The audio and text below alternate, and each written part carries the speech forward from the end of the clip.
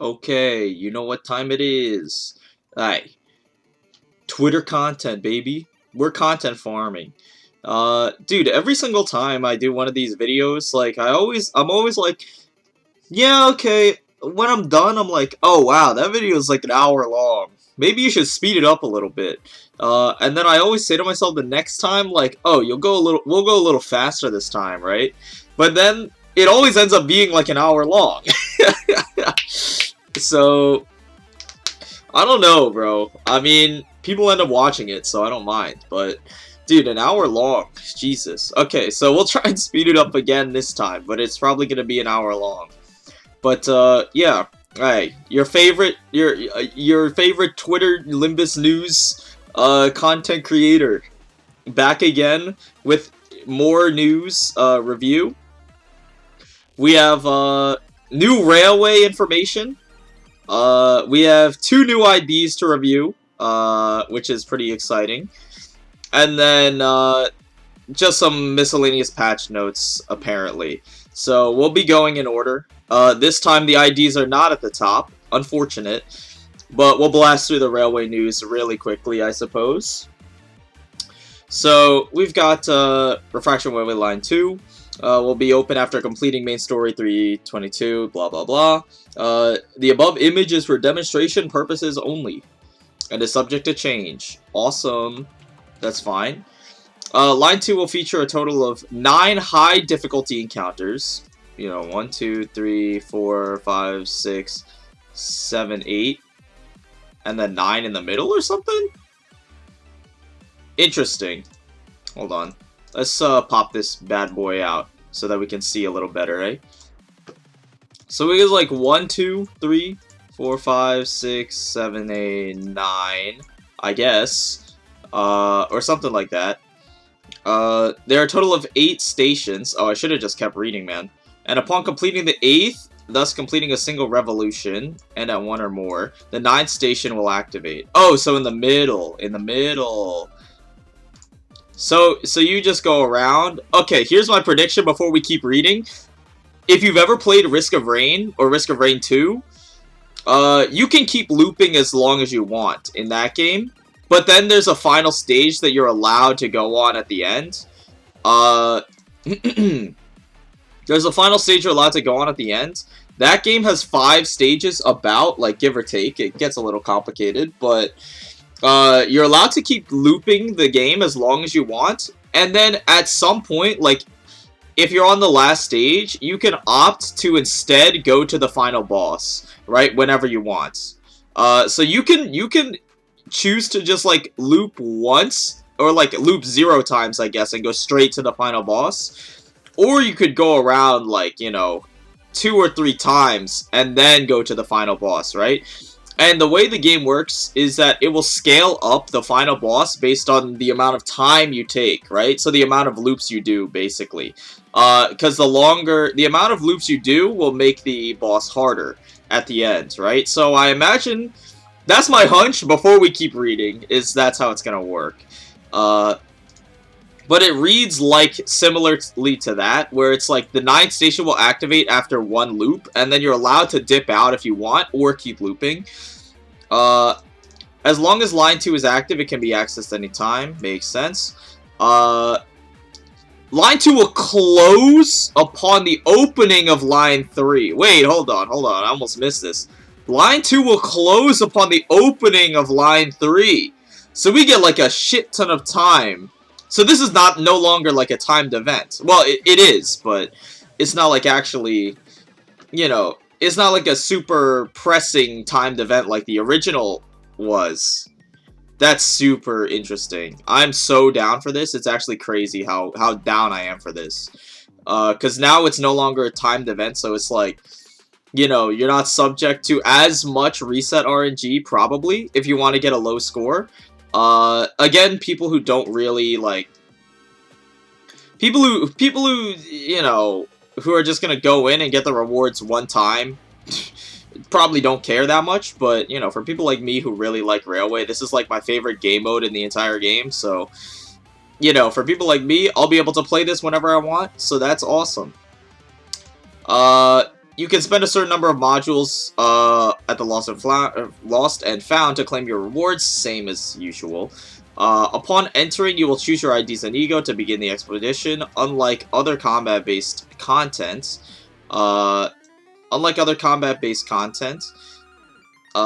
any changes made to your IDs, upties, and will not be immediately reflected on your active team. The upgrades will be applied upon beginning a fresh new run. I think that worked the same as the last railway. I don't exactly remember. It's been too long. One note about the rewards, by the way, that I'm probably gonna do. Like, you can spend a number of modules at the Lost and Found. Bro, last time, I don't know if many of you remember, or if you were playing at that time, but there was an incident with the rewards the last time with the Lost and Found, where the Chinese player base found a duplication bug to duplicate the rewards that you could get from Railway. And again, if you weren't playing at the time, the Railway 1 rewards were, like, extremely generous. I'm talking, like, 30 free pulls or something. Like, I'm talking, like, hundreds of thread, like, you know, hundreds of XP tickets and stuff. Like, they're insane amounts of rewards. Like, an insane amount of boxes, too. I don't exactly remember. You could go back on an old video and look at them. But there was a shit ton of rewards, right?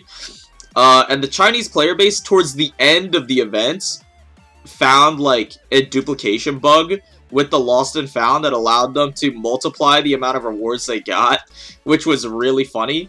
And I'm almost certain they're going to find another one, to be honest. So, you know, this is, like, not good advice. To be real, this is not good advice. But I'm just telling you, just to be 100% clear, I'm not going to be redeeming my Railway rewards until, like, the last day. Because if they find a duplication bug, bro, I want in on that. I'm going to be 100% real, bro. If they find a duplication bug and they put that on Billy, I want in on that. So, I'm not going to be claiming my rewards until, like, the very end of the event, probably. But we'll see. I mean, odds are they're not going to be able to find another one because I'm sure Project Moon is going to be very diligent with the reward claiming system after the last incident, because that was egregious. And they had to give out a shit ton of resources to everyone in compensation for the duplication bug. But, like, dude, you're telling me there's a non-zero chance that it could happen? Then, hey, I don't know what to say. So, you know, moving on to combat details. Demonstration purposes only, subject to change. Whenever something says it's subject to change, it's never really going to change that much, usually. This goes for, like, everything that says subject to change. It's like game trailers, like, stuff like that. They always say subject to change, but this is, like, usually an almost finished product that they show. So, first thing to notice, 7 Sinners. Makes sense, obviously. We've been upgraded from 5 Sinners recently in the latest story chapter, so, you know, I'm not surprised that we get to bring 7. How many action slots does this guy have? Like 6? Sure, whatever. And it looks like, Talisman Totem is going to be coming back, probably. We'll see. All encounters will be focused encounters. Yeah, so manual targeting, abno battle, fine. Maximum of 7. Yeah, although you may do so with 7. Fewer than 7. They will not gain additional skill slots. Whoa. Whoa, whoa, whoa. Although you may do so with fewer than 7, they will not gain additional skill slots. I'm against that. I am against that for sure. Intent in line 1 and other encounters selecting fewer than 7 would mean each sinner could receive more than a single slot. Example, selecting 5 in a focus with 7 meant that a new skill slot will be added, eventually capping out at 7. True. In line 2, skill slots will be identical to the number of selected sinners. Selecting 5 with max 7 means no skill slot would be added and that would remain as 5. The previous system, where each turn added a new slot, added an element of uncontrollable randomness, which meant that unintended, unlucky retries could occur in endgame content. After applying this method, we analyze play data and experiences and take into consideration any feedback to evaluate if the game systems are working as intended or if the changes made the experience less enjoyable. Based on the data, we'll continue to adjust our systems to provide our players with new enjoyable content in the future. Oh, that is controversial. That is so controversial. My gut reaction, obviously, is that it's a negative change. Because I like having multiple skill slots because it adds creativity. Because on some encounters, it's like, you know, on some encounters, or most encounters generally, the optimal strategy is usually not to max out on sinners. In line 1, the optimal strategy was usually to bring, like, around the 3 to 5 range, but there were very few stages where like 5 was the optimal number. Usually you'd bring like 3 to 4, right? And the person who got the second slot was like, it would change depending on the stage. So I thought that was like really interesting, because you could choose which ones to leave out and choose which ones to keep. And now with the new system, where you can actually control who gets the new slots, right? Like, adding a new skill slot added an element of uncontrollable randomness, right? But that element, you removed that element already. The element of randomness on who randomly gets the new slot has been removed, because now you can choose the order that sinners receive the new slots. So, like, I heavily disagree with their reasoning.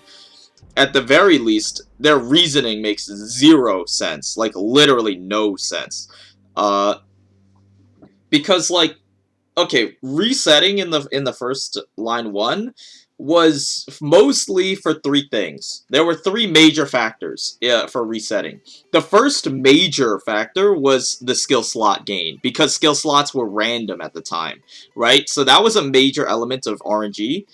The second one was skill rotation, which, like, you can't really standardize skill rotation, so, you know, that's, like, minor RNG. Usually the skill rotation doesn't super matter, except in, like, a few select stages. But usually you can kind of get by with whatever, as long as it's, like, not completely terrible RNG.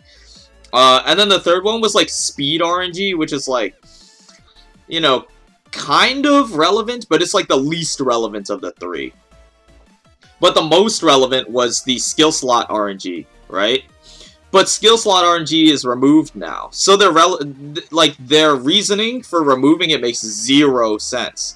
Because it's like, you know, added an element of uncontrollable randomness in the previous system, but we have a new system now.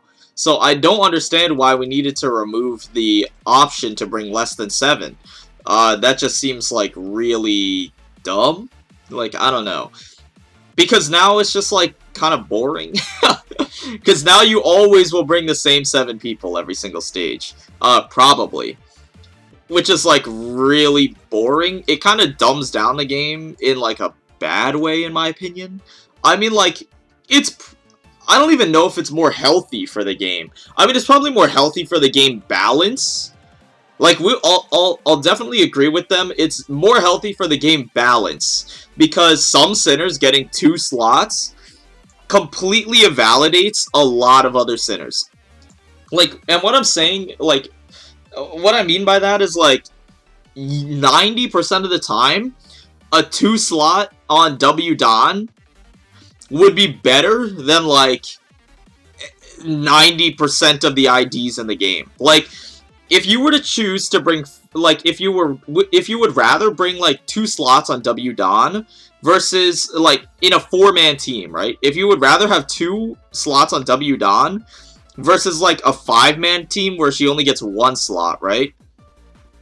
W Don having 2 slots is kind of functionally the same, like, almost functionally the same as having, like, 2 W Dons on your team, right?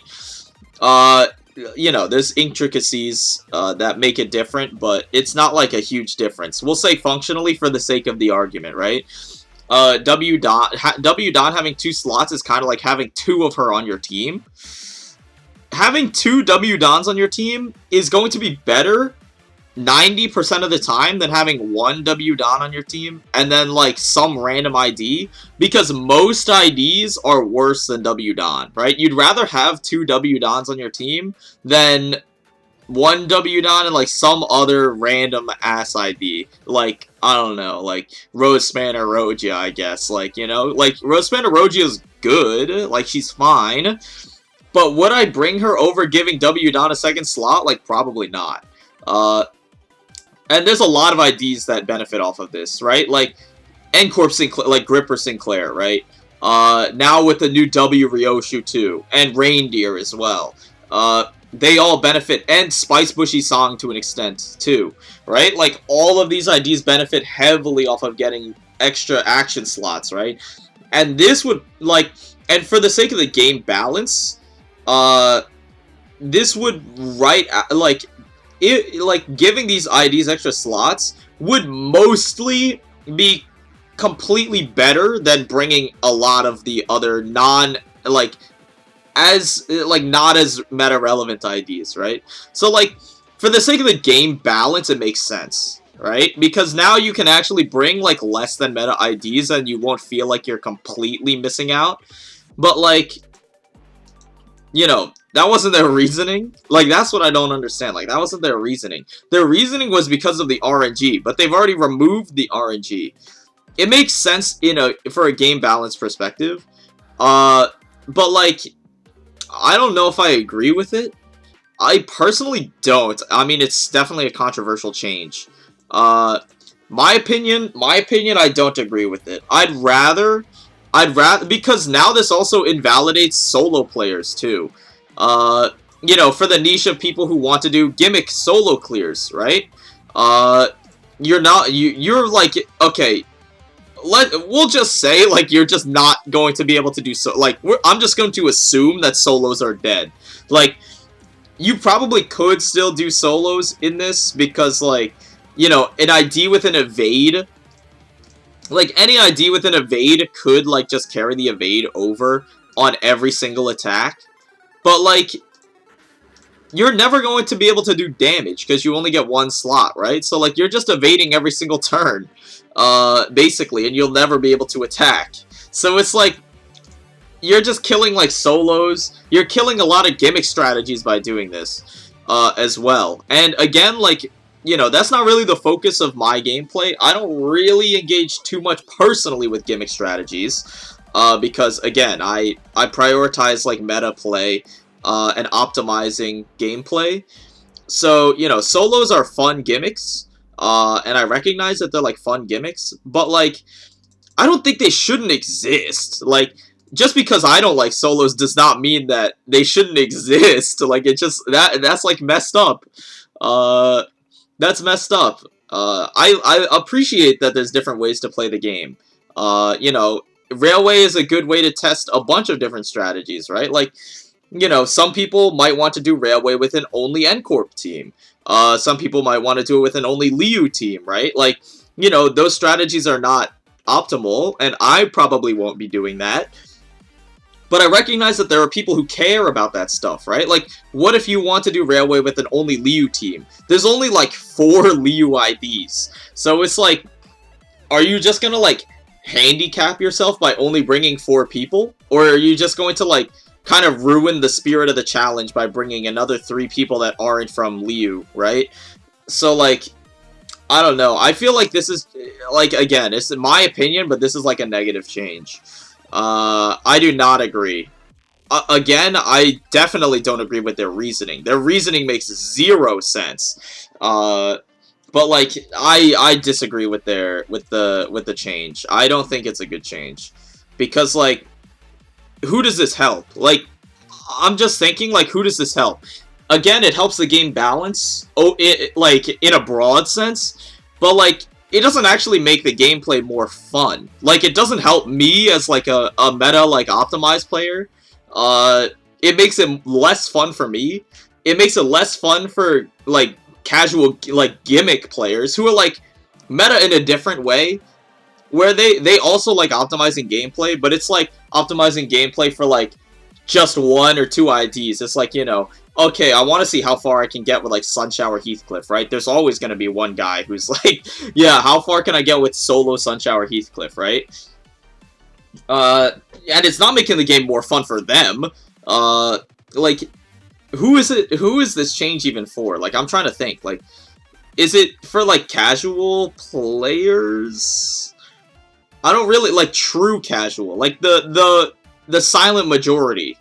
When I say that, I mean like the silent majority. Is it for the true casuals where it's like, well, unga bunga, I bring 7 people no matter what, and they like, and by like true casual, I mean like they don't even care about getting the banner, like at all. Like they don't even care about the banner. They just see it as an event, and they're like, yeah, dude, I'll just go in, get like 200 turns, but I got the rewards, you know? And I feel like that's like the silent majority of players. But like, I don't really have input from those players because I don't know, like, I don't know players who are like that. Like, most of the people that I interact with in the community, if any at all, at least, bare minimum, cared about getting sub 120 because they wanted the shiny banner, right? Like, a lot of players want that shiny banner. So, those are the only ones that I really was able to talk to. So, I don't know about, like, the true casuals. I only know about the proportional casuals to myself. Like, you know, people who are more casual than me. I'm talking, like, you know, anyone who got, like, over an 80 is, like, more casual than me. You know, I'm not calling them casuals, but they're not like true casuals, because true casuals don't even care about the 120, right? So I guess like the changes for the true casuals, but it doesn't make the game more fun, I don't think. Like, does this make the game more enjoyable? Personally, I don't think so. Because all of the interesting, like, funny content in the game is either, like, to me, again, this is my opinion, but like, bro, people watch my videos for my opinion, so hey, I'm giving you my opinion. Because why else would you watch it? I know your ass is not watching my videos for the news, because it's like an hour-long video for something that you could just look up on their Twitter for yourself. So, you know, if you want my opinion, like, you know, it's just an overtly, like, negative change. I don't think it's really positive in, like, any way. It doesn't make the, like, I don't know. It doesn't make the game more fun, I think. Like this, like when they made it so that you could choose the ID skill slots, the first thing that a lot of people's mind went to, obviously mine, no kidding, but the first thing a lot of people's mind went to was, wow, this removes the heaviest, like, RNG, like, hurdle from Railway. And everyone was, like, not everyone, but I was super excited for that, because this was a really positive change, where they added the ability to choose who would be getting the skill slots in what order. And I was like, wow, dude, they're really in touch with their community, because this was a needless RNG hurdle that was, like, frankly, not super interactive, right? It didn't matter how skilled you are at the game. If you just never get the right combination of, you know, skill slots, speed RNG, and skill rotation, you just could not get a low score, right? And a lot of people were time-gated by that level of RNG, and removing the highest hurdle of RNG was a positive change. And then they're just, like, removing it. So, I don't know. Like, I think it's a negative change. I think it's a really controversial, and I am personally against it, because I think all the funny, goofy content, in my opinion, is either low turning, because this is the content that I find entertaining. It's, like, low turning, and doing, like, gimmick clears and solo clears, right? Like, thematic clears is like, you know, oh, full N-Corp. Can full N-Corp do Railway in sub 120 or something, right? Can full Liu do Railway, you know? And I'm like, okay, that's pretty neat. You know, that's, like, fun content. It's casual. It's, like, fun, casual content. And it's entertaining, right? It's like a challenge. People eat that shit up, bro. But, like, now you're just, like, killing the strategies for zero reason. I don't know. It just kind of rubs me the wrong way. Alright, so what is this? IDs, HP, speed, skills on the dashboard, and used skills of individual IDs, and remaining skills will carry over. Whoa. Whoa, that's really weird. Whoa, that is really weird. Starting a new stage loads in the information saved from the last. And the speed of your IDs and enemies will be saved. Whoa! Okay, so we're coming off of a negative change, but this is an insanely positive change. I think this is a really, really good change. This opens up a lot of gameplay possibilities. Skills on the dashboard and used skills and remaining skills will carry over, as well as speed, which was not a factor before. Forfeiting a stage will revert you to the stage immediately before. Starting a new stage loads in information, and the speed of your IDs and enemies will be saved. That is crazy. That is crazy. Your ID's HP, speed, skills on the dashboard, use skills, and enemy speed at the start of the stage will not change upon forfeiting and re-entering. So there's like no reset RNG, pretty much. There is like almost zero reset RNG. Because again, the three major factors for resetting were skill gain, skill slot gain, which was addressed in the previous image, obviously. Speed RNG, and skill rotation RNG. And now all of them have been removed, which is obviously an insanely positive change. Because that means resetting is no longer a strategy. You no longer have to reset for skill or speed RNG or anything. Which, I mean, like, you still might, but it would really suck. Like, you still might, because there are times, there will be a difference between someone who gets good speed RNG and someone who gets bad speed RNG, right? Like, let's say, for example, like, at the end of a stage, your Heathcliff rolls, like, a 6 on speed, right? Like, you would save one body sack usage on that stage because your 6 speed would carry to the next stage, right? So, there is still a level of RNG, but it's not resettable RNG. Because, you know, they will not change upon forfeiting and re-entering. So it's not resettable RNG, really, unless you literally, like, redo the entire stage. Which could probably be a strategy. I could see it being a strategy, but, like, the skill rotation will probably not be something you would reset for. It would just be minor speed RNG that anyone would reset for. So, basically, I'm not saying resetting is dead, but, like, it's mostly dead. Like, I can't really see a world where you would need to reset that much. Because the RNG is very minimal now. Because now it's like, you know, the decision making is much more complex. Because it's like, okay, do I want to use Rift Space on this stage, or would I rather save it for next stage? You know? Because next stage, I might not even see my Rift Space. Or if it's like, you know, do I want to stall out this stage to rotate my skills even further for the next stage? So I can, like, you know, do I want to cycle out a shit ton of my, like, bad skills this stage when the fight is already won?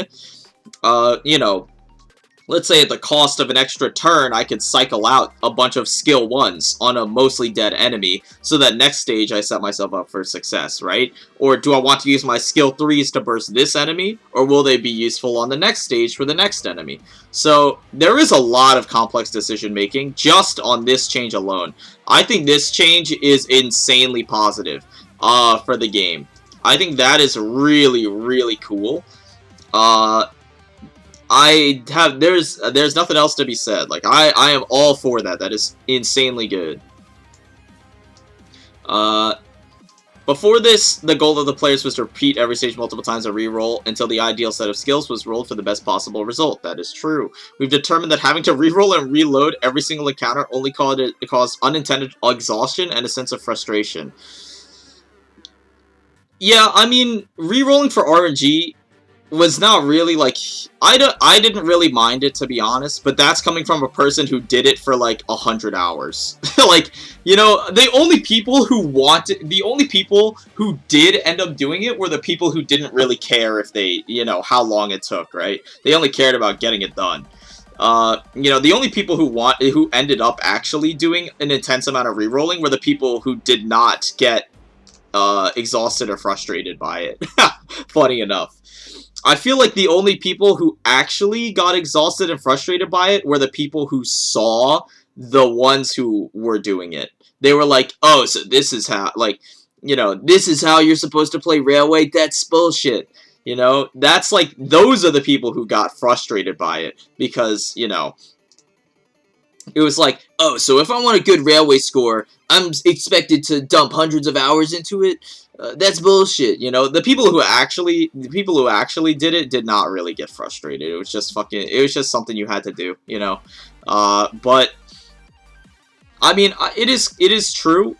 It was only negative. Like, there was no positive feeling around restarting and re-rolling, right? Like, the only reaction was either neutral, like, you know, a begrudging acceptance that, you know, there's no other option, like, you know, okay, so I have to restart on this stage, you know, I'll do it, but I'm not jumping out of my seat to do it, right? Or it's negative, you know, like I said before. There was never a single person who was like, yes, dude, I can't wait to reset on stages for 8 hours a day. Yes! Yes, dude, awesome!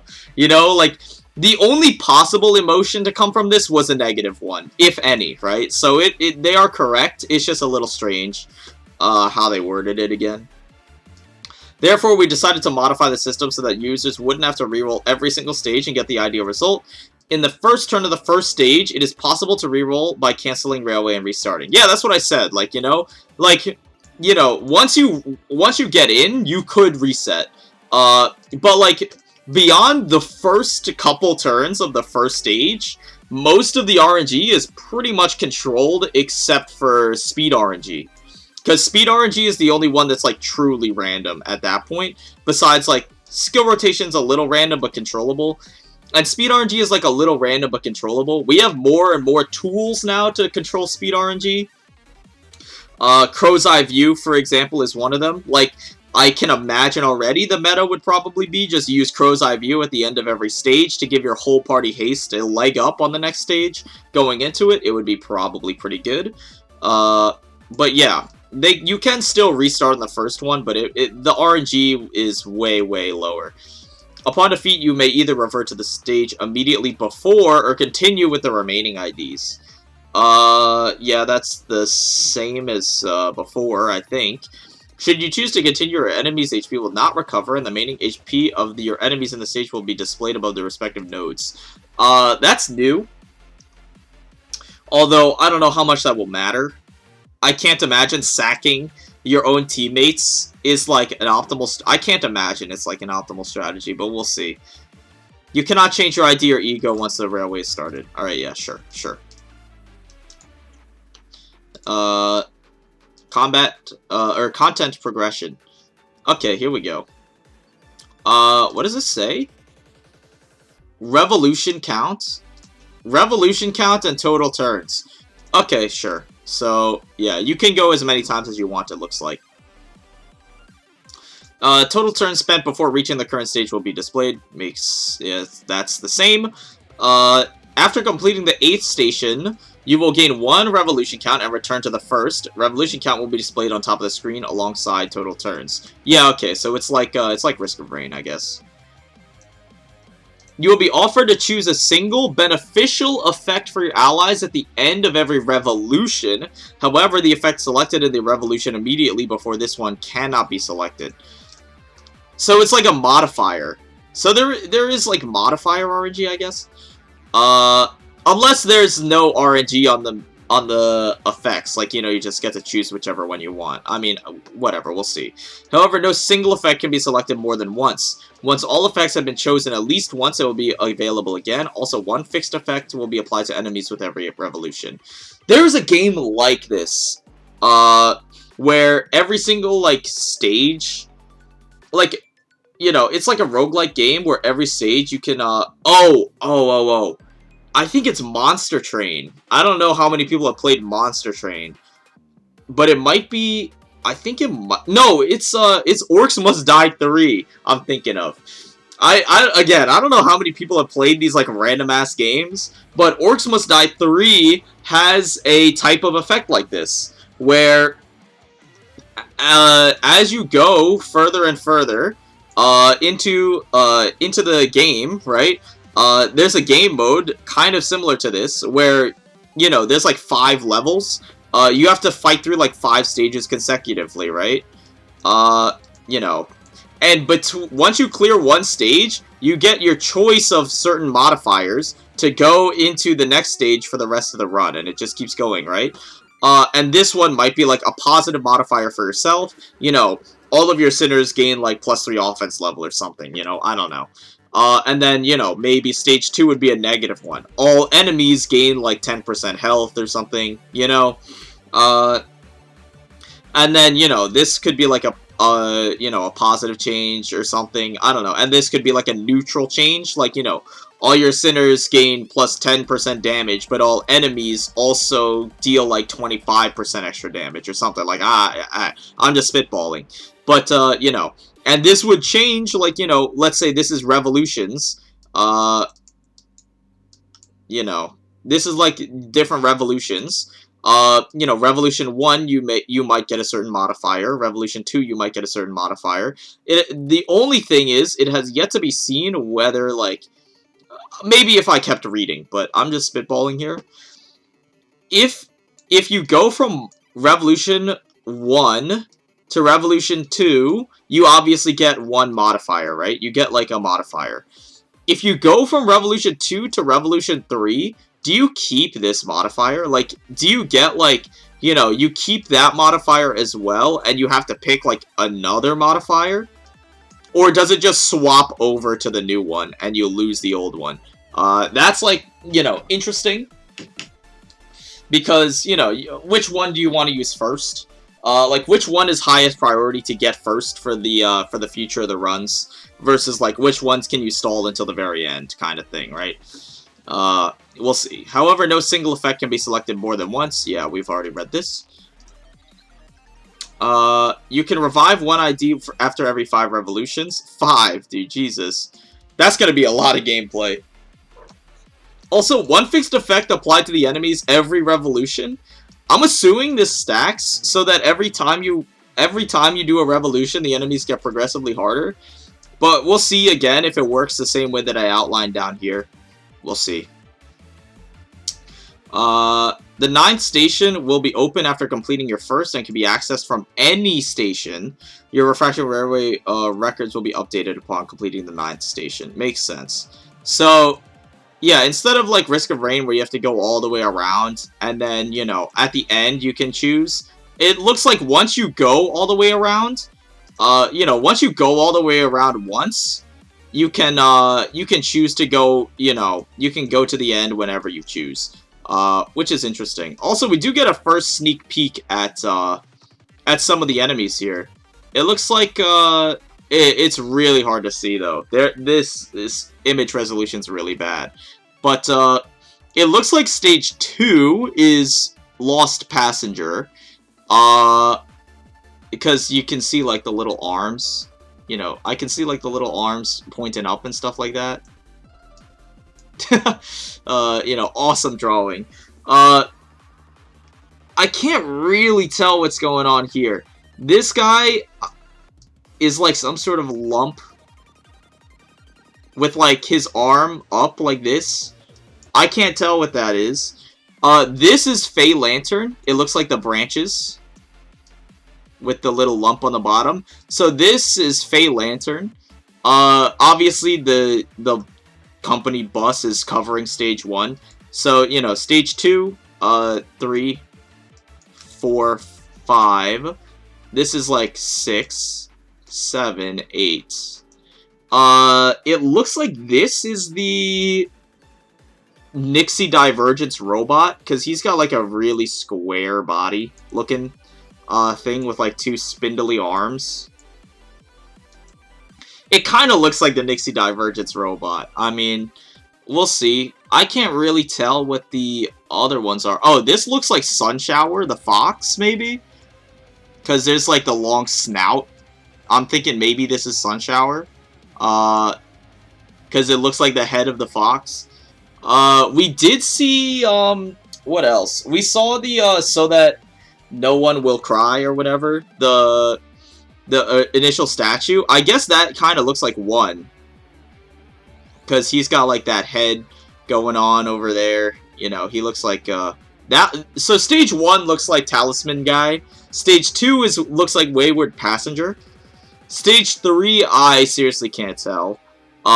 Maybe it's Fairy... Oh, wait, no. This is... You know what this is? This is probably, the Fairy, long guy. I don't remember his name. Spindly Fairy. With the clover. I can't remember his name. Like, tall fairy gentleman guy. What Abnos are we missing? This is Shock Centipede, I guess. It has to be. Right? Like, this has to be Shock Centipede. Because he's got the antenna. And, like, a curling body, it looks like. So that looks like Shock Centipede, maybe, for stage 4. And that leaves Fairy Gentleman, the fat ass, for stage 3.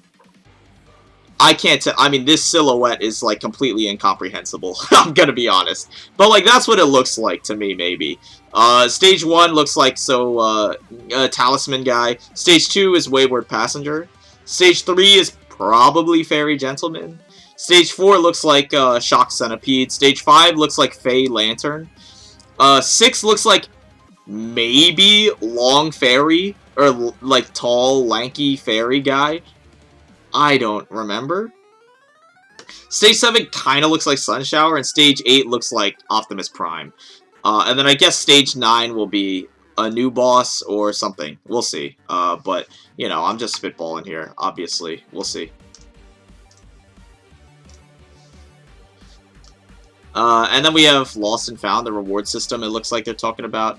After clearing a stage for the first time during this event period, rewards will be sent to Lost and Found. Rewards can be claimed free of charge. Same price as before, it looks like 25, I believe, was the same price. You can earn various level up currencies and extraction currencies. Special rewards include level 3 tickets, guaranteed season 2 ticket, and the theme bonus card, which seems similar to the last one. Your stats will be recorded upon completing the 9th station and can be viewed from the logs. Yeah, so your score will only be recorded once you finish the last node, right? Your score will be finished once you clear the last stage, so that's fine. Visible in the logs are dates, revolution, clear turns, and damage dealt and ego used. That is new. I don't remember. I'm pretty sure you can see the damage dealt now, but you can't see ego used now, which is interesting. You can only view your own records in the logs. I hope they change this, but unfortunately, it is what it is. The higher your revolution count, the higher the ranking. The run with the lower turn count will be valued higher between 2 runs with the revolution counts. So you're still gunning for the least amount of turns. It's now there's just 2 factors of scoring. Now you can do as many revolutions as possible in the lowest amount of turns, which is really nice. I think the extra scoring depth will be very, very nice. Because it adds a lot of gameplay depth. Basic banner, decorative banner, special decorative banner. Okay, sure.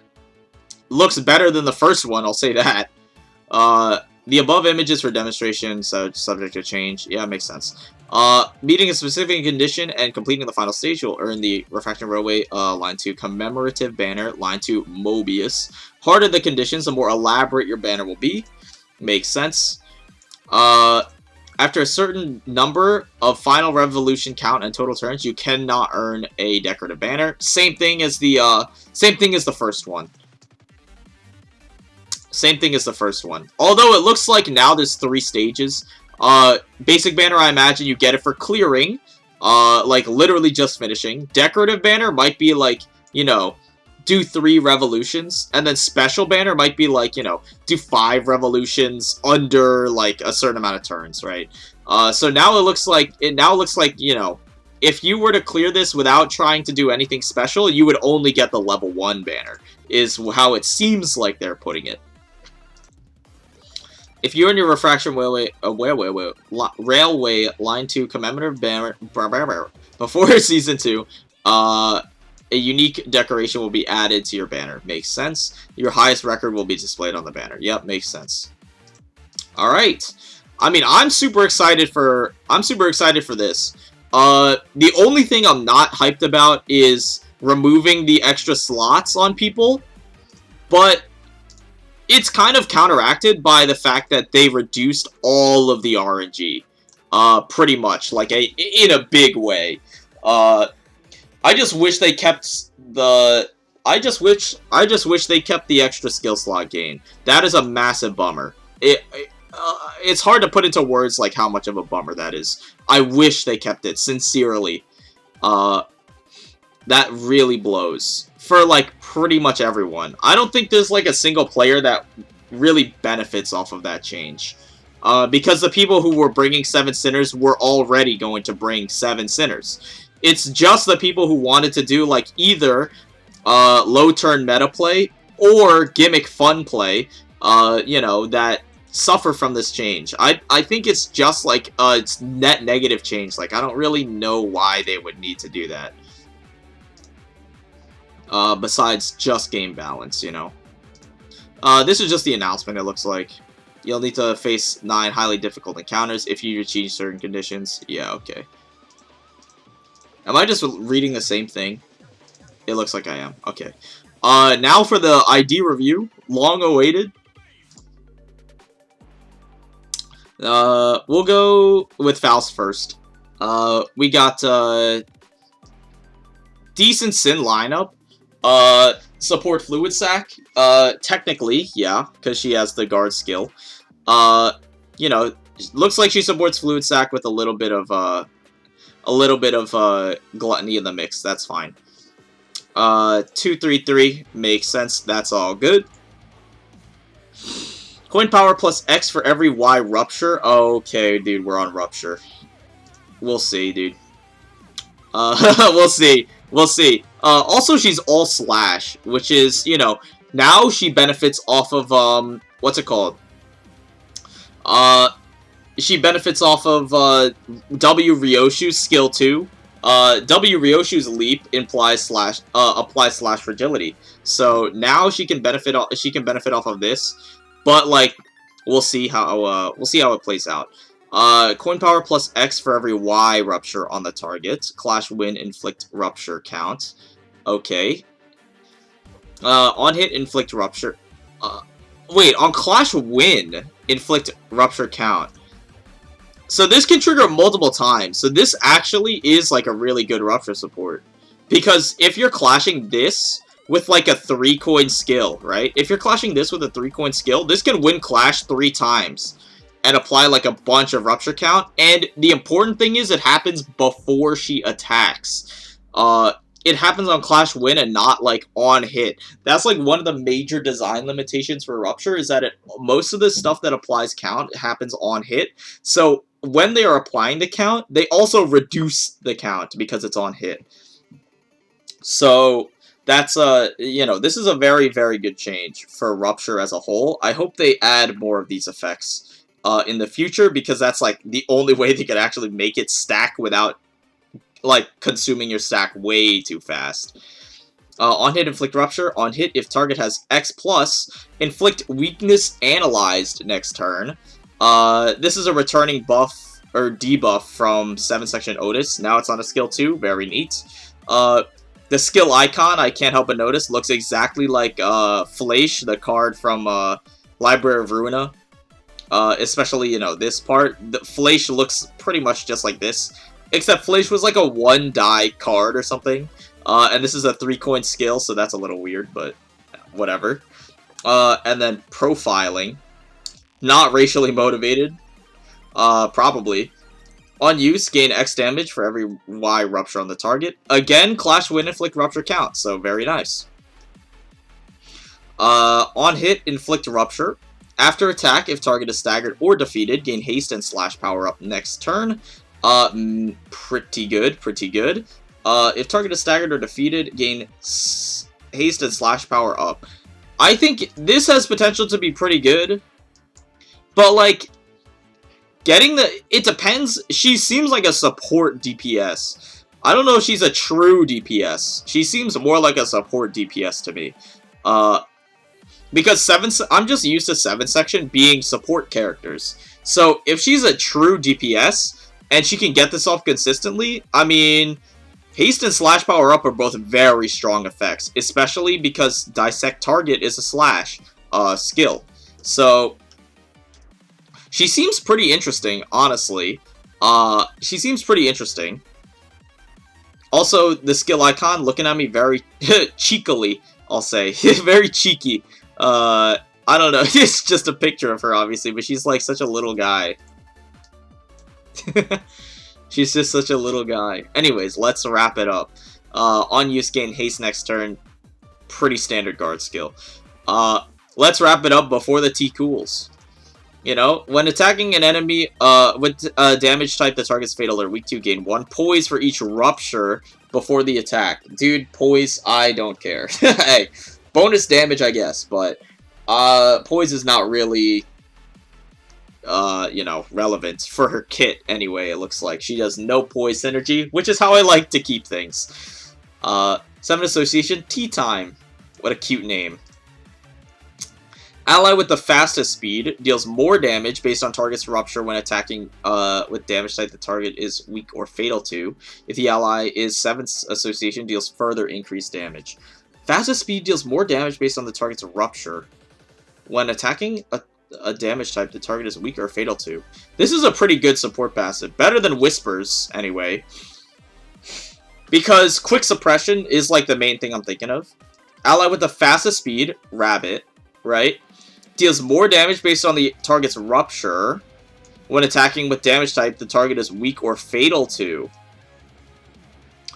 Ally with fastest speed, Rabbit, deals more damage based on a rupture. Quick suppression inflicts rupture pretty much every hit past the first one, or the first 2. When attacking with a damage type the target's weak or fatal to. Quick suppression usually does enough damage to stagger the target, so weak or fatal to will happen pretty often, usually. So this has some pretty good potential just to be a nice support passive. Probably going to be her best support passive. Just for some free bonus damage, because Faust doesn't really have any support passives that just, like, give you free damage. The next closest thing is, like, W Corp Faust passive, because it increases your charge gain.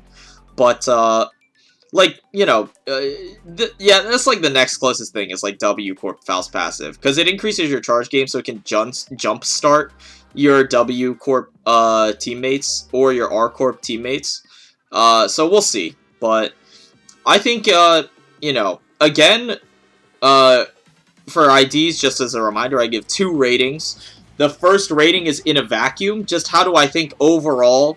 You know, if you're a casual player, how meta do you think, you know, how good will she be? How effective will she be? Should I include her in a team? Just like, you know, is she usable?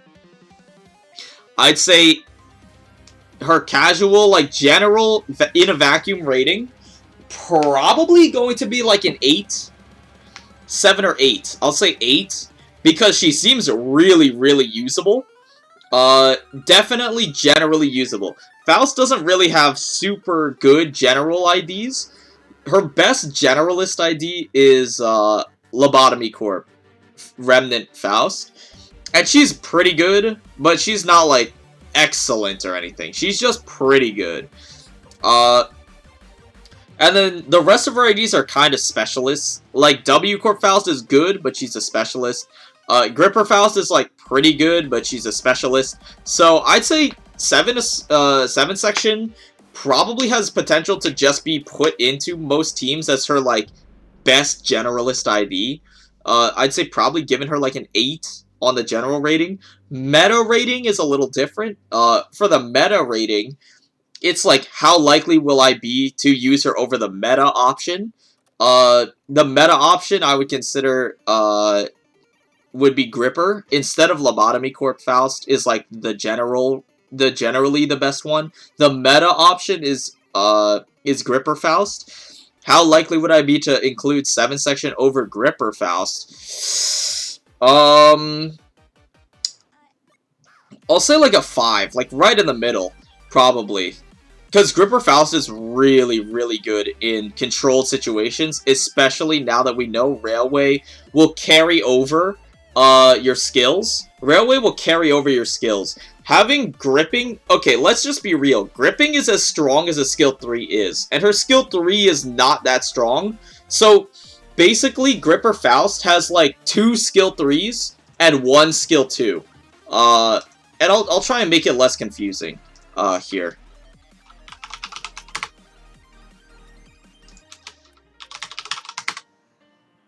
Where? Please. Please. Just give me... I don't know why can't you just look it up, whatever. But, just to do a little explanation. Faust, Gripper Faust, her skill 2 is as strong as a skill 3 is. And her skill 3 is basically as strong as a skill 2 is. So, functionally, it makes sense to me to basically consider these swapped. She basically has two copies of skill 3 and 1 copy of skill 2 in her kit. So, she is really strong, especially in the new controlled environment, where she can have two grippings ready at a time, in the time it takes to rotate one full skill rotation, right? Which is a really big plus when your skills are getting transferred over every single stage in Railway now.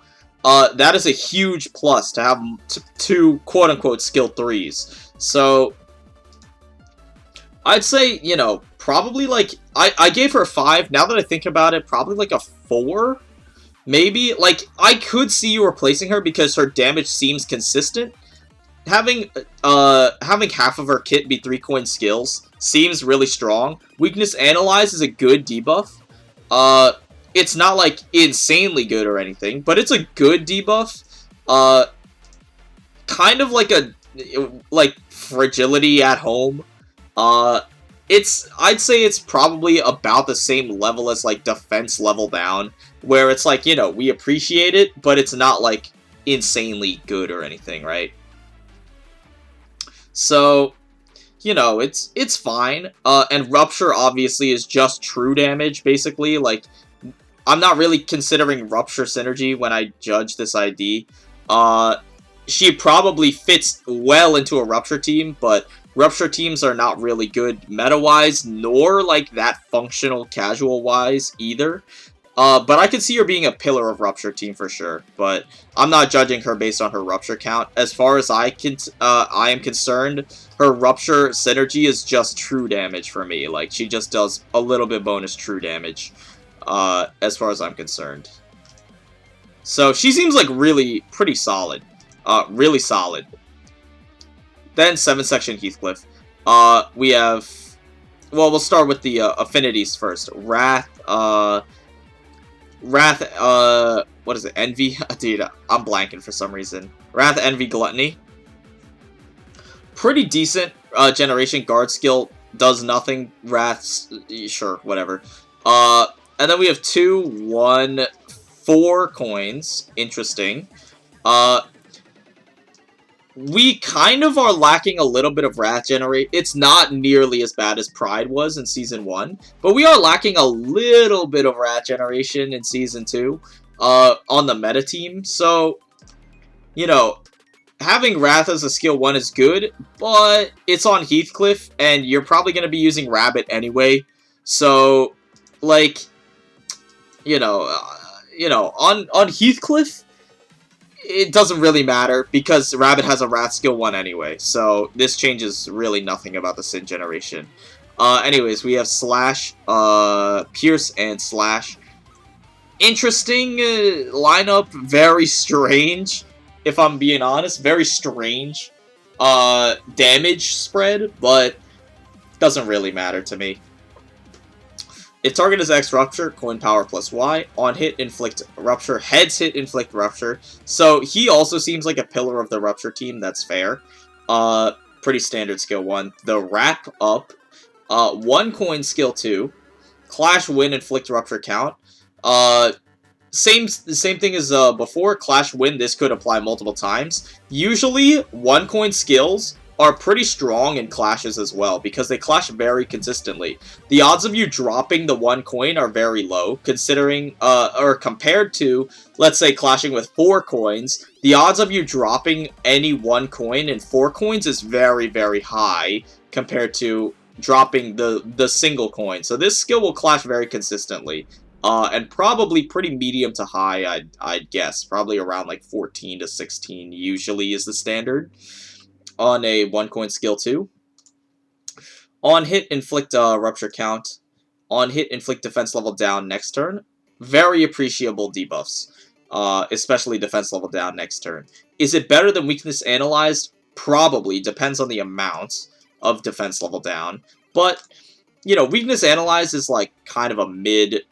it's like valuable, but not really that great. And then forensics. If target has Rupture... coin power plus Y. Coin power on a 4 coin skill is really, really strong. Remind me on Faust, does she gain coin power as well? No, she does not gain coin power. She gains coin power on skill 2, which seems like her main damage skill. Like, you'd want to hopefully stagger the target here and then use the skill 2. But, like, you know, in a nutshell, right? But coin power on 4 coins has the potential to be really, really potent. So that's cool. On hit, inflict Rupture, heads hit, heads hit, heads hit. On kill, inflict Rupture count against the enemy with the lowest Rupture count. The odds of you killing someone with this, medium to high, honestly. But like the odds of you killing someone with this skill with 4 coins, potentially bonus coin power, is pretty high. 4 coins usually equates to a solid to high amount of base total damage. So, you know, this has the potential to do a solid amount of damage. The only problem, I think, is, like, the on-kill is only on the 4th coin, so if he kills someone with the first 3 coins, it won't trigger, which would suck. But this is a way to float your Rupture count onto a different enemy. So that's pretty neat. I like that. It's like the Specimen in Slay the Spire, you know? Like, the Specimen floats your poison onto a new enemy once the original stack holder dies. So it's like, you know, whatever. When attacking a target with damage type the target's fatal to, inflict X Rupture. If 4 or more surviving units are 7 association, inflict ++ Rupture. Ooh. So again, now they're introducing a gimmick team. 7 association synergy. Seems like they're a debuff-oriented Rupture team. Surprising, considering pretty much none of the previous 7 association had any Rupture synergy. Otis had some, but it's not, like, anything really good. So, these are, like, this is interesting. The direction they're turning 7 association to. Very interesting. I guess it's pretty hard to power creep, like, inflict 5 fragility, like, 5, you know, slash fragility, you know, or 5, like, pierce fragility. It's pretty hard to power creep that. So, I guess they did have to turn it in a different direction somehow. And then 1 ally with the highest max HP, inflicts + Rupture when attacking a target. The damage type the target is fatal to. If target 7 association, boost the bonus again. The only person I would really, like, see this working on is, like, K-Corp Hong Lu. Highest max HP, he has, like, tied for highest max HP in the game, I think, is, like, 218. So, you know, and he inflicts solid Rupture, like, a little bit. So, I could see him. If there's 7 association fixer, inflict ++ Rupture. Otis has, like, 175 HP at level 30. Remind me how much he has at level 35, because I don't remember. 190 at level 35, which is a really solid amount of HP, so it's probably going to be on her. Unless Faust, for some reason, has a lot of health, but I can't really see her having, like, this level of health, right? But, like, you know, Otis only has, like, this as her rupture application. Inflict 1 rupture, like, wow, dude. Insane.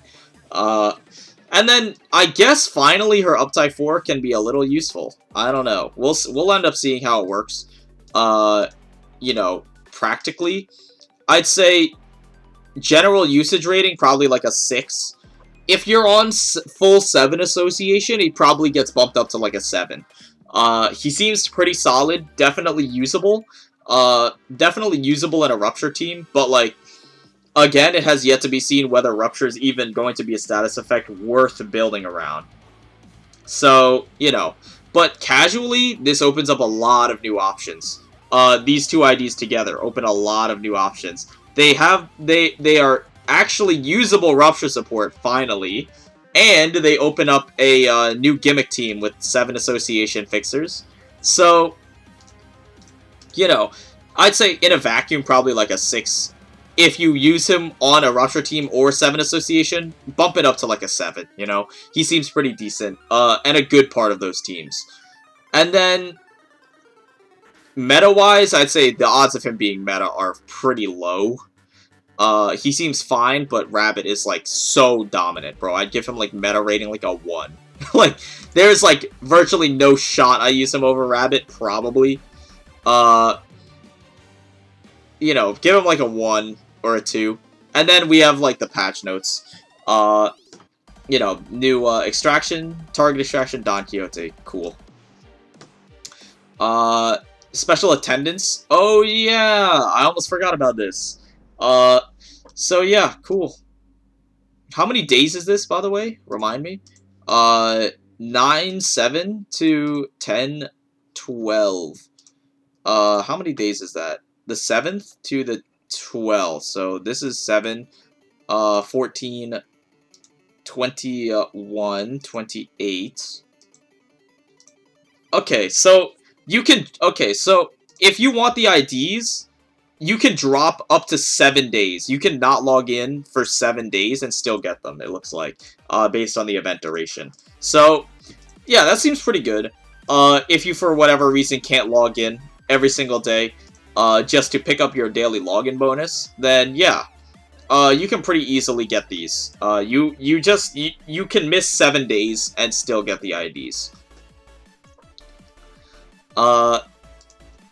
Event description, collect more attendance rewards. Same thing as the last one, it looks like. Log in after the daily reset period and receive, you know, rewards. Once the event's over, rewards cannot be claimed. Customizable loadout names. People use different loadouts? Bro, I just stick with the same loadout. Teams. Oh, /Wrath. I see. Up to 10 tags can be selected. Interesting. I mean, I doubt you can display all of the tags. Like, you can display, like, you know, but it's already cut off here, so I don't know, like, how insanely good that's gonna be. I guess it's a positive change, but, you know, it seems a little funny. Limbus Pass extended to match the extended Season 2 period. It ended in October, now it's November. Yeah, okay, sure. Price adjustments. New Clash UI improvements. Really? Clash arrow colors for clashes and unopposed attacks will be changed. Unopposed ally attacks are blue. Unopposed enemies are red, and when clashing it's yellow. Weren't unopposed attacks always blue? Am I crazy? I swear this was already, like, this is how it worked already. I feel like unopposed ally attacks were always blue, enemy attacks were always red, and then clashes were always yellow. I feel like that's how it always was. Is this, like, new? I feel like, is that not how it always was? I guess they're just a little bit more vibrantly colored. But, that's super weird. I don't know. That's weird. I mean, obviously it's a positive change, but, like, I'm just confused. I thought that's how it always was. Fixed an issue where displaying the ego skill selection menu for the first time would cause the game to hitch.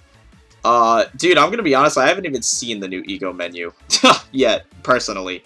So I would not know. Fix an issue where restarting after setting the FPS setting to auto will revert back to 60. Thank you. Fix an issue where W Corp Ryoshu's uptie 4 would not activate upon activating the skill a second time. I don't even, like, remember. Dude, that's, I mean, it's a good bug fix, but I don't even remember. Fix an issue where unknown value is displayed in the keywords menu of uptie 4, Mittelhammer, skill 3, Ironclad, Retribution. Sure. Fix an issue where players would sometimes not revert their uptie art to pre-uptie art when changing them in the lobby. This was annoying as hell, bro, I'm not gonna lie. This was super annoying. Good change. Fix an issue where certain effects in Kanto 4, or Kanto 3 did not activate properly. Seriously? Kanto 3? Okay. And then Maintenancy Comp, or Lunacy Comp. Sure. Overall, very positive. I'm super excited for Railway. Obviously, don't need me to tell you. I'm sure you can already intuit that. So yeah, Railway, very positive. Overall, I'm positive about it. Very excited. New IDs seem pretty good, actually. Like, not trash. They actually seem usable. You know, seem very, very good. Not like, you know, not W Ryoshu level of good, but, you know, Faust seems solid. I'm especially, you know, excited to just have a new Faust ID to play with, because it's been so long since she has, gotten anything. So, you know, new Faust ID seems very exciting. New Heathcliff ID, I personally, I don't really care about, but he does actually have a gimmick on him that will change team building for, you know, for those who enjoy gimmick teams. So, overall, they seem pretty solid and very usable, which is exciting. And then, you know, the maintenance is what it is. So, yeah, overall, I'm very excited. But, you know, besides that, dude, looks like this video's long as shit again. Awesome, dude. I always say, like, hey, man, maybe I'll try and go a little faster this time. And then it always ends up being, like, an hour long. Like, fuck, man. I tried.